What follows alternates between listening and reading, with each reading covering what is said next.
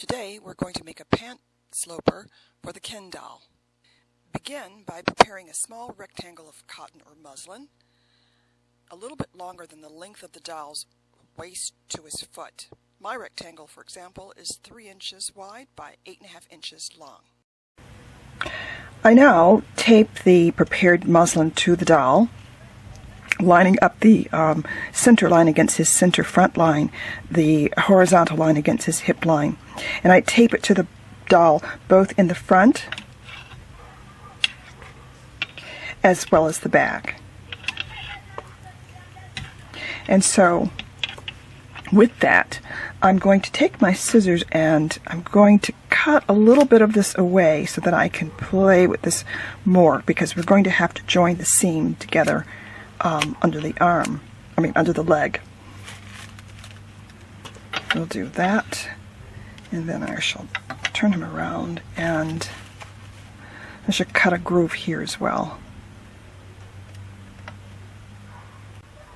With the muslin lined up, I'm going to now join the side seams together, and I'm going to pin them down the side. Bring the two together. It should fall at the side seam where you have that yarn going down the side of his leg. And we're going to mark that with pins all the way down. Make sure that his legs are close together. When we pin, we don't want this pant leg to be too tight, and we don't want it to be too wide. Note how I have pinned, and it's going diagonal to that straight line, just on a slight diagonal. We want this pant to be of a width that we can either bring it up and make it a larger pant, or we can bring it down and make it a skinny pant. Now I'm going to tape in between the legs and tape the inseam, so I'll remove the tape and I will start pinning underneath the legs.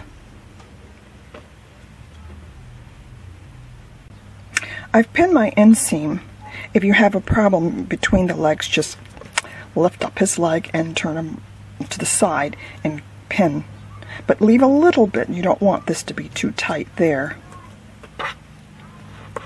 And when you're finished pinning, I want to remove the tape, and then I want to slip him out of it just to make sure he's coming in and out of the leg with the pant leg with no problem. Because some of these, their feet do not bend. Okay. Now I'm going to trace along where the pins are. And note that I start pinning above the waist. Just above the waist. And you'll mark on the front, and of course you'll mark the pins on the back.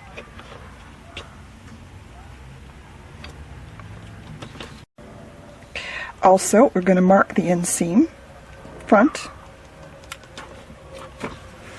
to back.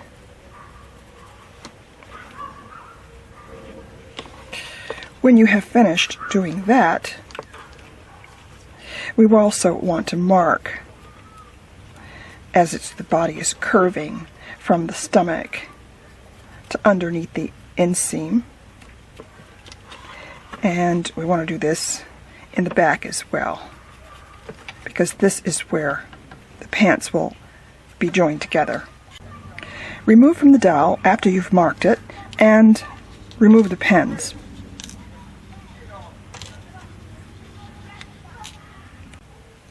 And I'm going to redraw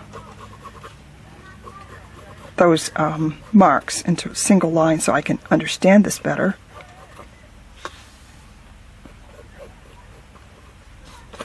Okay, we still have a ways to go, so this is not the definitive pattern quite yet.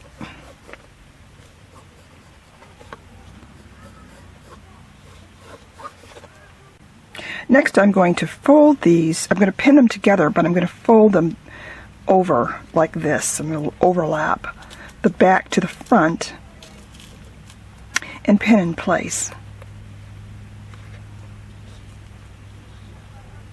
along the side seam.